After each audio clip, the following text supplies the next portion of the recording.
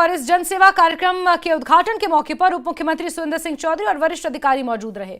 इस दौरान deputy CM Surendra Singh Chaudhary ने कहा कि ये जन शिकायत केंद्र लोगों के लिए बहुत मददगार साबित होगा।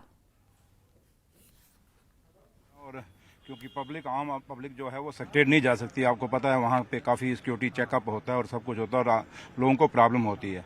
और ये एक प्राइवेट ऑफिस रखा है जहाँ पे जो सीएम साहब का यहाँ स्टाफ भी बैठेगा और जो स्टाफ बैठेगा ग्रीवेंसेस लोगों के होंगे उनको सुनेगा और बीच बीच में ऑनरेबल सीएम साहब खुद भी यहाँ बैठेंगे। और मकसद एक ही है कि लोगों को कोई परेशानी नहीं होनी चाहिए। अगर लोगों को जिन मकसद के लिए लोगों ने हमें जिताया है, वोट डाला, और एक ही मकसद है कि उनके काम हों, और काम तभी होंगे जब उन लोगों का हमारे साथ, हमारा और लोगों के बीच, लोगों के साथ हमारा आपस में मेल जोल रहेगा।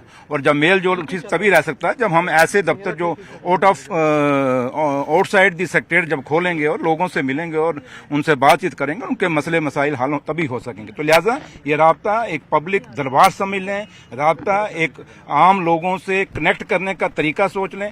जो भी तरीका जो है, मकसद एक ही है उमर साहब